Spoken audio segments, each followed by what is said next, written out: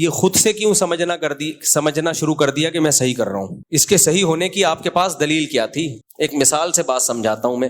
آپ نے سوچا کہ یار میں 200-250 کلو کا ہو گیا ہوں, میں صحت بنانے کے لیے اب ڈائٹ کوشش کرتا ہوں, میں بہترین کوشش, وہی ہے ڈنڈ پیلنا, بھاگنا, دوڑنا, یہ وہ, اور اب یہی سمجھ رہے ہو آپ کہ یار میں صحیح کوشش کر رہا ہوں. نیند لے نہیں رہے آپ, خوراک پہ کنٹرول کر نہیں رہے آپ, کیونکہ جب بھاگتا دوڑتا ہے بھوک زیادہ لگتی ہے تو 6 برگر کھانا شروع کر دیا آپ نے, ایک کے بجائے کتنے؟ 6.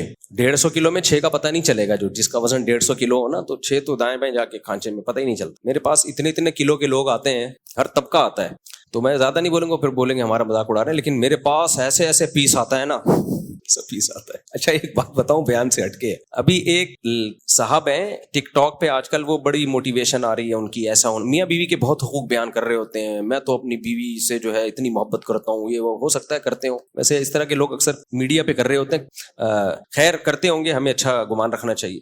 وہ کہنے لگے یہ جو ہے نا شادی ہمیشہ اپنی ہم عمر میں ہونی چاہیے, یہ ڈفرینس بالکل صحیح نہیں ہے, بالکل غلط, آپ 30 سال کے ہیں تو 25-28 اتنی ہو, جبکہ یہ اسلام کا نظریہ نہیں ہے. تو میں اس لیے اس پہ بول رہا ہوں. یہ ساری چیزیں کہاں سے لے رہے ہیں؟ یورپ امریکہ سے, جن کا اپنا کوئی فیملی سسٹم سرے سے رہا ہی نہیں ہے. اسلام میں یہ نہیں ہے. اسلام میں فنکحوا ما طاب لکم, جو پسند آئے اس سے کرو, اور پھر لڑکی والوں کو بھی بول دیا اگر تمہیں پسند آ رہا ہے, تمہارا فائدہ ہے تو اس سے کر لو. تو پھر مجھے خیال آیا کہ اسلام کی بات درست ہونے کی بہت بڑی دلیل یہ ہے کہ میں نے ایسے نکاح پڑھائے ہیں جن کا کوئی سرے سے کوئی تک بنتا ہی نہیں تھا, لیکن ایسی محبت زندگی گزار رہے ہیں وہ. ابھی میں بہت پرانی بات ہے, تھوڑا کردار چینج کروں گا. میں نے ایسے دولہا جو ہے نا ماشاءاللہ 150 کلو کا دولہا, کتنے کلو کا؟ 150 کلو کا دولہا ہوگا کم از کم, دلہن نارمل ویٹ کی, کامیاب زندگی گزار رہے ہیں. حالانکہ وہ کوئی میچنگ لگتی نہیں ہے بھائی. یہ محبت ایک ایسی چیز ہے, یہ ہر ایک کے الگ سافٹ ویئر ہیں اللہ نے ڈالے ہوئے ہیں. کچھ لوگوں کی نظر میں پرسنالٹی کی بڑی ویلیو ہوتی ہے, کچھ لوگوں کی نظر میں دولت کی ویلیو ہوتی ہے. بھائی ہمیں پرسنالٹی نہیں چاہیے, ہم غریب لوگ ہیں, ہمیں خالی پیسہ چاہیے. بھلے 150 کیا 160 کلو کا بھی دھولا ہوگا تو چلے گا. چل رہے ہیں بڑے مزے سے ہنسی خوشی زندگی. اب وہ جب ان یوٹیوبرز کے کلپ سنے گا میچنگ یہ, تو وہ تو ڈپریشن میں جائیں گے نا. ایسے بھی میں نے دیکھے ہیں رشتے, 18-20 سال کی لڑکی 60 سال کا لڑکا, اس زمانے میں لڑکا نہیں آدمی, ایسی محبت سے زندگی گزار رہے ہیں. کبھی آپ خوشبو لگا کے اکیلے آؤ تو میں پھر بتاؤں گا کون کون کہاں رہتا ہے. ایسی مثالی زندگی محبت والی گزر رہی ہے کہ آپ کی سوچ سے بھی زیادہ.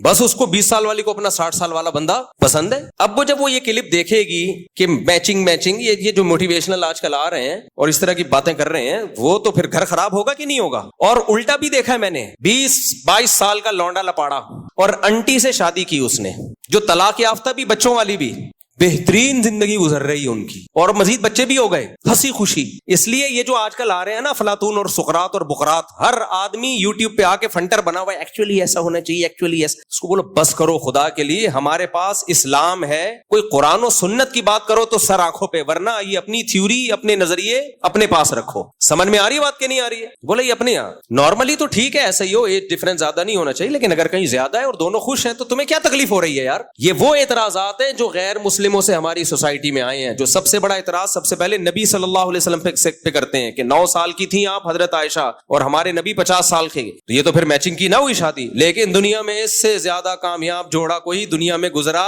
نہیں ہے, اس سے زیادہ کامیاب جوڑا کوئی گزرا نہیں ہے دنیا میں. تو ایسے ہم نے دیکھے ہیں نا. میں نکاح پڑھا رہا ہوتا ہوں, لوگ سمجھتے ہیں گھننا, اس کو کچھ پتا نہیں ہے, میں دیکھ رہا ہوتا ہوں بھائی یہ وہی ہے.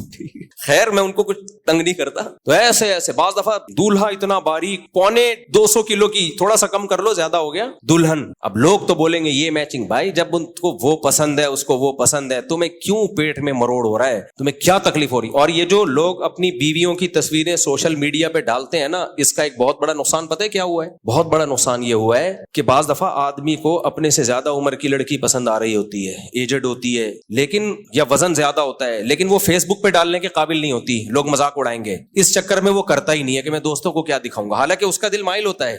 اس سے نقصان اس لڑکی کا ہو گیا کہ نہیں ہو گیا؟ اسی لیے اللہ نے کہا بیوی کو پردے میں رکھو.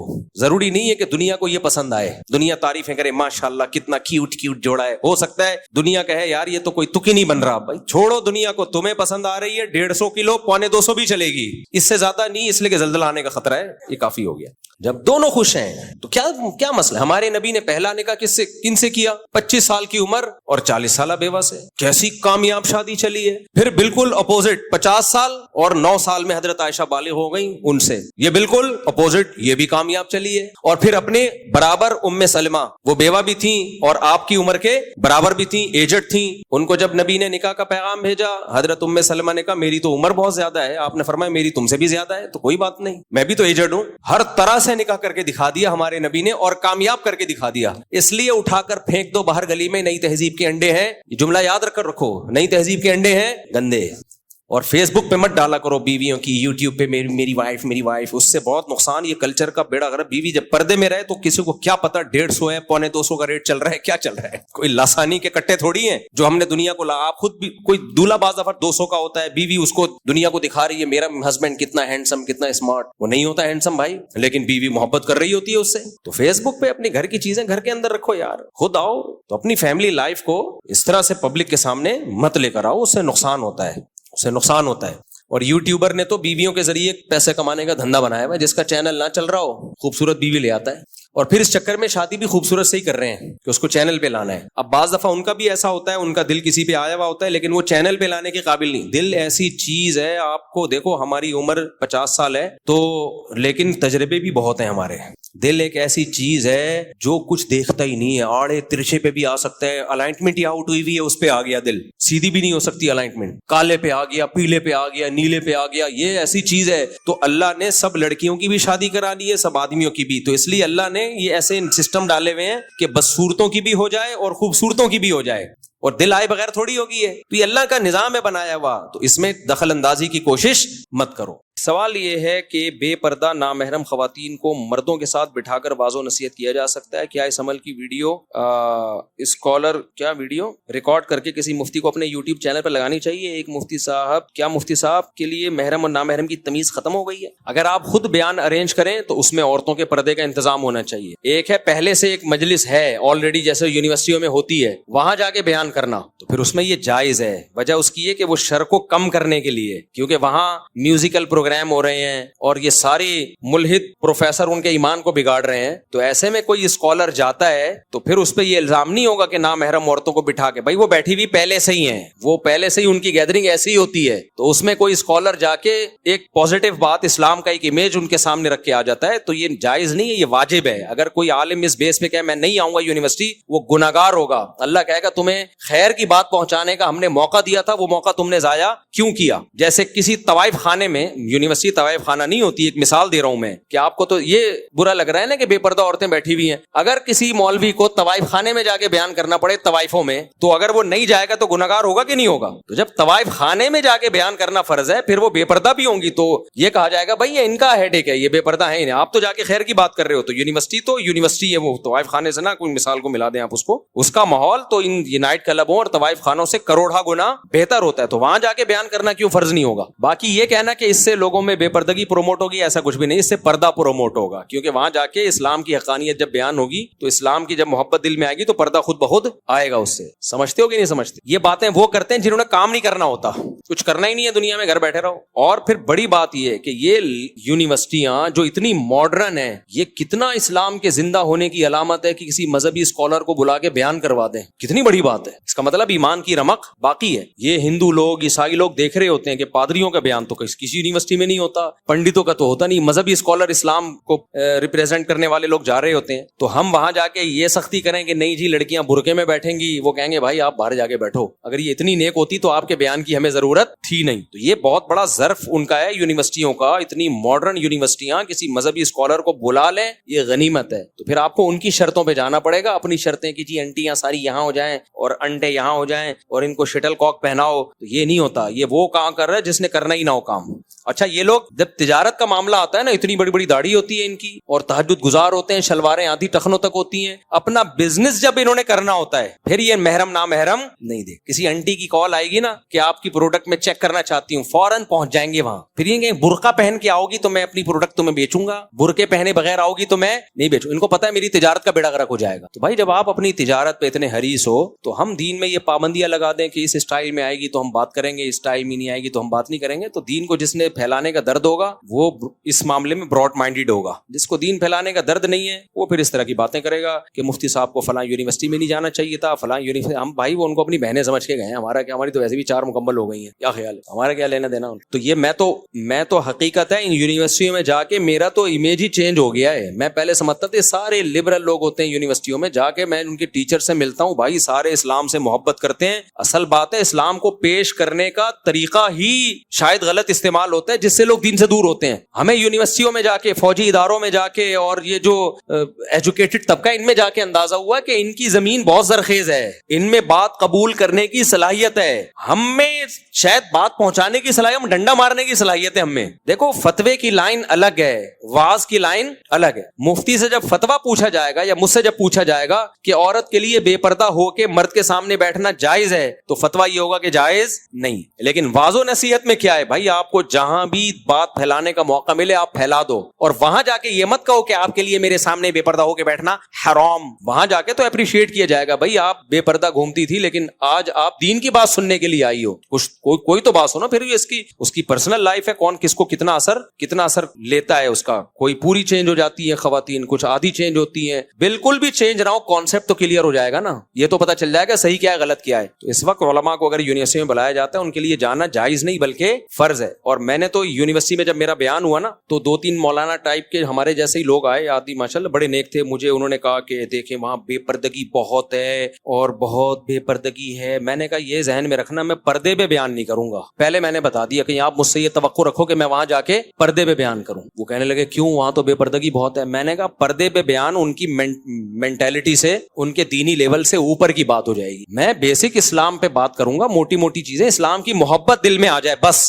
پتہ چل جائے اسلام سپیریئر ہے. باقی پردے پر میں نے کہا ہمارے یہاں آ جائیں, اتوار کو بیان ہوتا ہے, خاندانی قسم کا پردے پہ بیان ہوتا ہے. یہاں تو ہر ایک کو اسٹیپ بائی اسٹیپ دین پہ لایا جاتا ہے نا. ایک دم یہ تھوڑی ہوتا ہے کہ وہاں بیٹھ کے میں پردے پہ بیان ہو کہیں گے بھائی یہ تو بہت ہی خطرناک. وہاں جو ٹیچرز ہیں وہ پردہ نہیں کر رہی جنہوں نے میرا بیان رکھوایا ہے, وہ کہیں ہمیں ہی سڑانے کے لیے آئے تھے یہاں پہ کیا آپ ہم نے آپ کا بیان رکھوایا اور آ کے ہم پہ ہی طنز. ایسا ہوا ہے, ایک ہمارے جاننے والے کوئی مولانا صاحب تھے, اب کسی بڑی فیملی نے ان کو بلایا, بہت ماڈرن فیملی تھی, بہت ماڈرن. اب ان مولوی صاحب کو چاہیے تھا, یہ سوچتے یار اتنی ماڈرن فیملی اگر کسی مولانا کو بلا رہی ہے یہی کافی ہے, اب آپ جا کے بہت ہی نرم لہجے میں بات کریں. انہوں نے دیکھا جب بے پردہ خواتین بیٹھی ہوئی ہیں, بھائی انہوں نے جو پردے پہ بیان کیا, یہ پردہ نہ کرنے والی عورتیں بے غیرت ہوتی ہیں, جہنم میں جائیں گی. وہ جو گھر کے سربراہ تھے مجھ سے ملے, کہہ رہے ہیں یار ہم تو منہ نیچے کر کے بیٹھے ہوئے, ہم سارے دیوس ہیں, بے غیرت ہیں ایک نمبر کے. کیونکہ انہوں نے یہ بھی کہا جو آدمی اپنی بہن بیٹی کو پردہ نہیں کراتا وہ بے غیرت ہے. تو کہہ رہے ہیں میری تو بہن بھی بیٹھی ہوئی تھی, بیٹی بھی بیٹھی ہوئی تھی. کہہ رہے ہیں مجھے لگا میرے سے بڑا بے غیرت دنیا میں کوئی ہے ہی نہیں. اور وہ خواتین بھی سر جھکا کے یار ہم تو بہت ہی بے غیرت ہے. تو وہ انہوں نے ان مولانا صاحب کا داخلہ ہی بند کر دیا. وہ کہہ رہے ہیں ہم لوگ تو بدک گئے, وہ تو پہلے ہی لبرل تھے, امریکہ سے آئی ہوئی فیملی تھی, وہ تو ان کو انہوں نے کہا یار ہم نے مولویوں کے قریب نہیں. تو یہ غلط طریقہ ہے بھائی. ایسے میں وہ ٹھیک ہے بیٹھی ہوئی ہے, میں اس کو اپریشیٹ نہیں کر رہا, پردے میں بیٹھنا چاہیے, لیکن مولوی صاحب کو چاہیے وہاں پر پردے کے علاوہ دوسرا ٹاپک لے کے جائیں, ٹھیک ہے نا, وہاں دوسرا ٹاپک اسلام کے توحید سکھا دیں ان کو, اسلام کی محبت دل میں ڈال دیں. جب محبت دل میں آئے گی, اللہ کی محبت دل میں آئے گی, خود بخود اسلام کی طرف میلان ہوگا. تو واعظ و نصیحت بہت ہی ٹیکنیکل فیلڈ ہے. یہ بالکل ایک واعظ و نصیحت کا مطلب بات بتانا نہیں ہوتا, منوانا ہوتا ہے, عمل پہ لانا ہوتا ہے. واعظ و نصیحت اس لیے ہوتی ہے, خالی معلومات اگر دینی ہے تو پھر تو جہنم پہ پورا پروگرام پیش کر دو ان کے سامنے. جو عورت پردہ نہیں کرتی وہ بھی جہنم میں جائے گی, اور پھر تو بھی جائے گی جہنم میں, وہ جو بیٹھی ہوئی ہے نا بغیر دوپٹے کے. پھر تو یہ ہے, اور یہ جتنی بغیر دوپٹے کے یہ تو ساری جہنم میں, اور کچھ کے گلے بھی کھلے ہوئے ہیں وہ جہنم کے سب سے نچلے طبقے میں. اور یہ جو ٹیچر ہیں جنہوں نے پردے کا یونیورسٹی میں نظام نہیں بنایا ہوا, یہ ہمیشہ جہنم میں جلیں گے. اور یہ لڑکیاں بھی جہنم میں, اور ان کے بھائی ایک نمبر کے دیوس, ایک نمبر کے بے غیرت. تو ہو گیا پھر کام. تو واعظ و نصیحت بالکل ایک الگ. واعظ و نصیحت میں مولانا طارق جمیل صاحب کی طرح کسی طوائفہ کے سر پہ بھی ہاتھ رکھنا پڑتا. مولانا طارق جمیل صاحب نے کسی ایکٹریس کو بولا تھا تو میری بیٹی ہے, اس پہ لوگوں نے بڑا طنز کیا. میں نے کہا یار یہ انہی کا دل ہے, میرا دل نہیں ہے اتنا بڑا. ایک ناچنے والی کو اپنی بیٹی کہہ دیا, بھائی ہمارا دل نہیں ہے, یہ ان کا دل ہے, انہی کا ظرف. میں تو بہت متاثر ہوا تھا. کیوں, وہ چاہتے تھے بھائی دین پہ آئی ہے, تو وہ اس طرح تھوڑی دین پہ آئے گی, تو ناچتی ہے تو جہنم میں جائے گی جہنم میں. یہ رپورٹ یہی ہے. اگر یہ ناچ گانے نہیں چھوڑے نا مسئلہ چینج نہیں ہوگا. اگر ناچ گانے نہیں چھوڑی جائیں گے جہنم میں ہی. لیکن یہ بتانے کا نہیں ہے بھائی, یہ بتانے کا نہیں ہے, کیونکہ جہنم میں ہی ڈالنا ہے. تو پھر تو آپ کو تبلیغ کی ضرورت کیا ہے؟ آپ کا وائس کا کام تو یہ کہ جہنم سے بچائے, تو محبت سے تو بچ جائے گا بھائی, وہ فتووں سے نہیں بچے گا. وہ کہ تو بھی جہنم میں, تو بھی جہنم میں. میں نے بتایا تھا نا ایک واقعہ ہوا تھا, ہمارے استاذ نے بتایا کہ کچھ قادیانی تھے, وہ واقعی تحقیق کرنا چاہ رہے تھے کہ یار ہم دیکھیں مرزا نبی تھا یا نہیں تھا. تو کہتے کہتے ہیں ہمارے محلے کے انہوں نے مولوی صاحب کو بلا لیا, کہہ رہے ہم چھوٹے تھے ہم بھی چلے گئے کہ مناظرہ ہونے والا ہے. مناظرہ ہونا لوگ بڑی انجوائے کرتے ہیں. کہہ رہے ہیں وہ مولوی صاحب گئے, انہوں نے ان قادیانی یہ لڑکے بیٹھے ہوئے تھے ان کے باپ کو کہا کہ مرزا کی شکل پہ بھی ایسی نحوست ٹپکتی تھی جیسی اس کی شکل پہ نحوست ٹپک رہی ہے. کہہ رہے ہیں وہ تو معاملہ ہی بگڑ گیا, وہ تو گھر سے نکال دیا انہوں نے. اب یہ اس پہ خوش ہیں, دیکھو میں کیسا غیرت, مرزا کو میں نے منحوس قرار دے دیا. ہمارے استاذ نے کہا بھائی منحوس قرار دے دیا نہیں دے دیا, لیکن ان کے جو اسلام کا چانس تھا وہ آپ نے دروازہ, وہ جہنم میں جائیں گے آپ بھی ساتھ میں جہنم میں. وہ بےچارے گاؤں کے مولوی تھے سخت مزاج. تو واعظ و نصیحت ایک بالکل ڈفرینٹ چیز ہے میرے بھائی. واعظ کو بہت کھلا ڈلا دل رکھنا پڑے گا.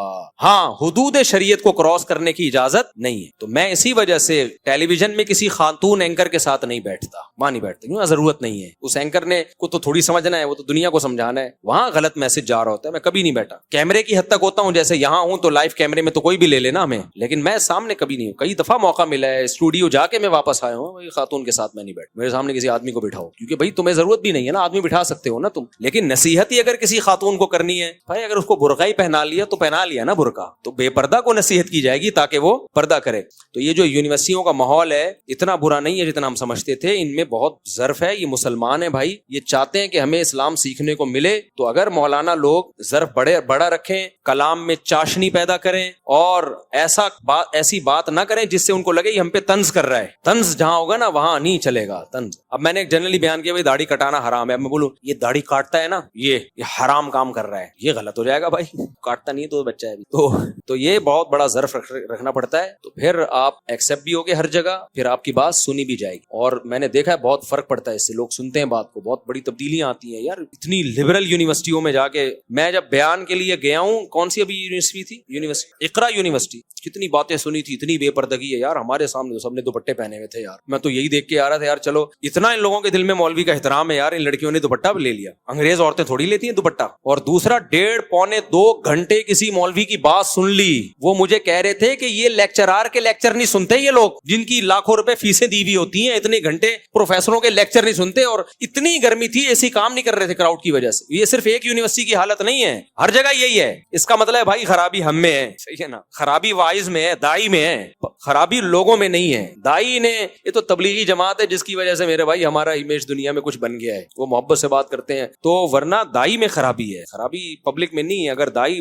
لہجے میں مٹھاس پیدا کرے, وہ یہ بتا دے ہم آپ کے فائدے کے لیے آئے ہیں اور طنز نہیں کریں گے ہم آپ کے اوپر, تو مسلمان کے دل میں ایمان ہوتا ہے. قرآن کے الفاظ دیکھو, فذکر فإن الذکریٰ تنفع المؤمنین, آپ نصیحت کرو, نصیحت مومن کو فائدہ پہنچاتی ہے. اللہ تھوڑی غلط کہہ سکتا ہے. جلیل میرے بھائی جو مان ہو گیا میرے بھائی, قربانی جتنی چاہے کر لو میرے بھائی, بہتر یہ ہے کہ ایک کرو باقی صدقہ کر دو, وہ بھی ٹھیک ہے, لیکن نہیں ہوتا تو چلو 2 کرو, چلو 3 کر لو. مفتی صاحب تکفیر کا تو اندازہ ہے کہ نہایت حساس مسئلہ ہے کہ یا تو کہنے والا کافر ہوگا یا جس کے بارے میں, اور یہ کہ 99 کے بجائے ایک تعویل بھی نکلے ایسا مانا جائے. مندرجہ ذیل افعال کے بارے میں کیا حکم ہے, جبکہ سب مسلمان حکمران منافق ہیں, سب علماء بھٹکے ہوئے ہیں, تمام اسلامی افواج بزدل ہیں.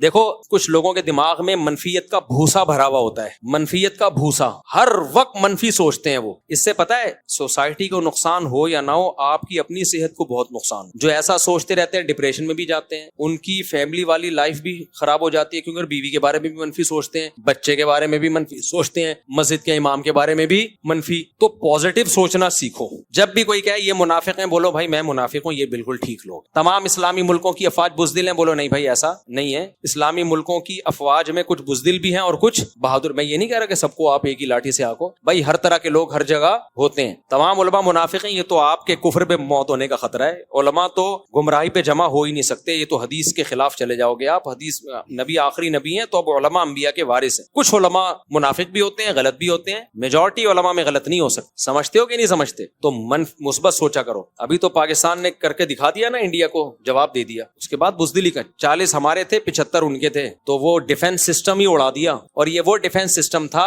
جو پاکستان نے رشیا سے مانگا تھا کہ ہمیں دے دو پلیز. امریکہ نے منع کر دیا, مت لو, نہیں یہ انڈیا کو ملے گا, تم گندے بچے ہو, تم کو نہیں ملے گا. ہم احساس کمتری میں گئے, ہمارے پاس ڈیفنس سسٹم ہی نہیں ہے یار, ہم احساس کمتری میں جا رہے. ہماری فوج نے وہ ڈیفنس سسٹم ہی اڑا دیا اور بولا اچھا ہوا نہیں دیا تم نے, یہ تمہارا ڈیفنس سسٹم کا یہ حال. اب اس پہ بھی کچھ لوگوں کو ہے کیڑے کا دنیا میں کوئی علاج, بس منفی منفی منفی منفی. تو سوچتے رہو, مر جاؤ گے ایک دن, خوش رہنا ہی نہیں آتا تمہیں. ہم تو بہت خوش ہیں بھائی, اللہ کا شکر ہے, مزہ آ گیا. پھر میں بار بار کہتا ہوں ہماری انڈیا سے دشمنی نہیں ہے بھائی, ہماری دشمنی مودی سے ہے. انڈیا بھی ایک ملک ہے, ہماری دشمنی مودی سے. پھر ہمارے آرمی چیف کو فیلڈ مارشل کا خطاب مل گیا, وہ اسمبلی نے دیا ہے. اچھا ہمیں تو چونکہ اوپر کے حالات بھی پتا ہوتے ہیں, اس خطاب ملنے میں آرمی چیف کی اپنی کوئی ریکویسٹ نہیں ہے اور نہ اپنی کوئی تحریک ہے کہ اس نے خود, کیونکہ ایوب خان کے دور میں تو وہی صدر مملکت تھا, اسی نے پاس بھی کیا, اسی نے سائن بھی کیا, اسی نے درخواست بھی کی اور فیلڈ مارشل بھی وہی بن گیا. یہاں ایسا نہیں ہے, اب نام لینا مناسب نہیں ہے, یہاں تحریک کچھ اور لوگوں نے چلائی ہے کہ بھائی یہ اتنی بڑی بہادری ہے, 2 گھنٹے میں جنگ کا نقشہ بالکل الٹ دیا, تو اب فیلڈ مارشل کا خطاب ملنا چاہیے. تو یہ اسمبلی سے باقاعدہ پاس ہوا ہے, سب کے دستخط ہیں, چاہے وہ موافق ہوں چاہے وہ مخالف ہوں, اس کے بعد جا کے فیلڈ مارشل کا. تو خوش ہونا چاہیے یار, پاکستان میں اتنے منفی کام ہو رہے ہیں لیکن چلو یار ہمارے آرمی چیف کو بہادری کا خطاب مل گیا. لیکن نہیں, ہمارے ایک دوست ہیں, اللہ ان کو ہدایت دے, ان کو جتنا بھی میں مثبت کروں نا 2 گھنٹے, جیسے ہی میں ان کے گھر سے باہر نکلتا ہوں پھر الٹے ہو جاتے. وہ کہنے لگے یہ جب انڈیا نے فائر مارے نا, میزائل مارے, اب یہ ہمارے فوج تو بیکار ہے, کچھ بھی نہیں کر سکتی, یہ سب ڈرامے بازی ہے, یہ کچھ بھی نہیں ہے ان کے پاس, ان تلوں میں تیل نہیں ہے, یہ سب ڈرامے بازی ہے, نورا کشتی ہے. میں سمجھا رہا تھا نہیں بھائی دیکھو, ڈرون کو کہہ رہے میزائل سے گرا کیوں نہیں رہے ڈرون کو. میں نے کہا دیکھو یہ چھوٹے موٹے ڈرون جو ہے نا, ان کو میزائل سے مارنا ایسے ہے جیسے مرغی کو توپ سے اڑانا. صحیح ہے. اور یہ چھوٹے موٹے ڈرون جب آتے ہیں نا لوکیشن, تو میزائل سے ہم ماریں گے, انڈیا ہمارے میزائل کی لوکیشن دیکھ لے گا, پھر وہ بڑے ڈرون بھیجے گا, ان کو مارنے کے لیے ہمارے پاس کچھ بھی نہیں ہوگا, کیونکہ ہمارے میزائل جہاں نصب ہے وہ تو ٹریس کر لے گا. تو ان کو کلاشن کوفوں سے ہی مارا جاتا ہے. سمجھا کے تھک گئے, مان گئے, ہاں یار یہ لاجک کی بات. 1 گھنٹے بعد ملتا پھر الٹا ہو جاتا دماغ. پھر کیا ہوا, پھر الٹی باتیں. پھر جب 2 گھنٹے کی فائٹ ہو کے پاکستان نے یہ جنگ جیت لی نا, ان کے ڈیفنس سسٹم ہی اڑا دیا پورا, پھر وہ سیدھے ہو گئے دوبارہ. یار کام تو خاندانی کر لیا یار, سلوٹ ہے یار پاک آرمی کو. اور عاصم منیر کے گیت گانے شروع کر دیے انہوں نے. یار مانتا ہوں یار, اور ہمارے ایئر جو چیف مارشل ہے اس کو بھی سلام, اور یار نیوی کو بھی سلام. میں نے کہا شکر ہے یہ دوبارہ لائن پہ آ گئی, اس لیے خوش رہا کرو یار. بولو بہت اچھا خاندانی. ایک کام تو اتنے عرصے بعد, غربت مہنگائی کے پسے ہوئے لوگ یار, ڈھکن نہیں ہے. خدا کی قسم مجھے اتنا مزہ آیا نا اس کے بعد. ایک بندے نے ٹک ٹاک پہ ایک ویڈیو ڈالی, بولا کوئی بات نہیں یار, ہم بھوک سے مر جائیں گے, سر اٹھا کے تو جیئیں گے نا, سر اٹھا کے تو جیئیں گے نا. تو بھلے بھیک کا میزائل ہی ہو, چلانا کے لیے بھی بازو ضروری ہے. وہ کہتے ہیں نا چائنا نے مدد کی ہے, چائنا نے آپ کی کیوں نہیں کر دی, چائنا نے کسی اور کی کیوں نہیں کر دی. چائنا نے بھی جب مدد کی ہے جب اس نے پاکستانی فوج میں دم خم دیکھا ہے, ورنہ وہ بلا وجہ اپنے میزائل جہازایا نہیں کرے گا, تب اس نے مدد کی ہے. عربی کا ایک مقولہ ہے, للسیف بالساعة للساعة بالسیف انما السیف بالساعد, للساعة بالسیف انما السیف بالساعد. کیا مطلب, بازو میں تلوار سے طاقت نہیں آتی ہے کہ آپ کے ہاتھ میں تلوار ہے تو آپ کا بازو طاقتور ہے. تلوار میں آپ کے بازو سے طاقت آئے گی, نہیں آئی بات. آپ کے ہاتھ میں اگر تلوار ہے تو تلوار سے آپ کا بازو مضبوط نہیں ہو جاتا. یہی تلوار آپ کسی بچے کو پکڑا دو کسی کام کی نہیں ہے. تلوار سے طاقت جو آتی ہے وہ بازو کے ذریعے, بازو مضبوط ہوگا تو تلوار پاورفل ہوگی. تو ہوائی جہاز چاہے رافیل ہو کوئی بھی ہو, پائلٹ سے ہوائی جہاز میں دم آتا ہے میرے بھائی. میزائل چلانے والے کا جگرا ہونا چاہیے, پائلٹ کا جگرا ہونا چاہیے, پھر اس جہاز میں دم آتا ہے. رافیل آپ پکڑا دو 12ویں کلاس کے بچے کو تو رافیل کچھ کر پائے گا, وہ تباہ ہوگا. اس میں فرانس کا قصور نہیں ہے, اس میں قصور اس پائلٹ کا ہے جس کے ہاتھ میں آپ نے اتنا زبردست جہاز پکڑا دی. اب اس کی وجہ سے رافیل کی مارکیٹ ہی کیا ہو گئی, ختم. حالانکہ ختم مارکیٹ نہیں ہونی چاہیے, پائلٹ کی ہونی چاہیے. تو یہی رافیل ہمارے پائلٹ, اور یہ میری تحقیق ہے, ہوائی بات نہیں ہے. پاکستان کے جو ایئر فورس کے پائلٹ ہیں, پہلے ہم بچپن میں سنا کرتے تھے, ہم کہتے تھے شاید یہ پھینک رہے ہیں, لیکن یہ ریسرچ ہے کہ نمبر 1 دنیا کے پائلٹوں میں ان کا شمار ہوتا ہے. ایک امریکہ کے پائلٹ دنیا کے نمبر 1 شمار ہوتے ہیں, اور پاکستان کے نمبر 2 میں یا انہی کے لیول کے ہیں. اب اس کی وجہ کیا ہے, وجہ اس کی یہ ہے کہ ایئر فورس نے جو پائلٹ کی ٹریننگ کا جو معیار ہے نا پاکستان میں, وہ چینج نہیں ہوا, اس معیار پہ سمجھوتا نہیں کیا. اب ٹیکنالوجی جب بڑھتی ہے تو معیار پہ سمجھوتا ہوتا ہے نا کہ یار اتنا زبردست پائلٹ کی کیا ضرورت ہے, سارے کام تو جہاز کر رہے ہیں. تو ہماری ایئر فورس نے پائلٹ کی ٹریننگ پہ سمجھوتا نہیں کیا ہے, تو ٹریننگ بہت ٹف ہوتی ہے, تبھی پائلٹ کی سلیکشن اتنے آرام سے نہیں ہوتی ہے. پاکستان میں پائلٹ کی ٹریننگ بہت سخت ہوتی ہے. اور پھر دوسری بات یہ ہے کہ ہمارے پائلٹ میں تو شہادت کا جذبہ ہوگا نا, ہندو میں تھوڑی ہوگا شہادت کا جذبہ. ہمارے پائلٹ کو تو پتا ہے کہ یار مرے تو شہید ہوں گے. راشد منہاس نے جو جان دے دی تھی جہاز کو گرا کے, یہ ہندو تھوڑی کر سکتا ہے. ہندو کو پتا ہے کہ اگلا جنم, اس سے اگلا جنم صرف کتابوں میں ہے, حقیقت میں کوئی جنم بنم نہیں ہے. اور اگر ہے بھی تو امکان کے درجے میں, اگر نہیں نکلا تو میرا کیا ہوگا کالیا. پتا چلا اس نے ملک کے لیے جان دی, اگلا جنم ہوا ہی نہیں, وہ کہے گا میرا تو پروگرام بڑھ گیا نا. ہمیں تو بھائی ایسے جنت کا یقین ہے جیسے اپنی آنکھوں سے دیکھ رہے ہیں, کیونکہ قرآن نے جس انداز سے بیان کیا, پھر قرآن کا کا برق ہونا اور شہیدوں کے خون کی خوشبو تو ہم نے خود سونگی ہے بھائی, ہمیں کیا جنت بتاؤ گے, ہمیں کیا. تو اس لیے مسلمان کے پاس تو بھائی یہ موٹیویشن ہے, ان کے پاس تھوڑی یہ موٹیویشن. تو یہ صرف رافیل سے ہی لڑیں گے ہم, خالی رافیل نہیں, ہم پائلٹوں سے لڑتے ہیں. تو یہ عربی کا مقولہ یاد رکھنا, تلوار میں بازو سے طاقت نہیں آتی ہے, بازو سے تلوار میں طاقت آتی. بازو مضبوط ہونا چاہیے, بازو مضبوط ہے تو تلوار نہ بھی ہو چھرا بھی چلے گا, بازو مضبوط نہیں ہے تو پھر بھائی تلوار کیا میزائل بھی پکڑا دو گے, کسی کام کا نہیں. کافی بےزتی ہو گئی ہے مودی کی.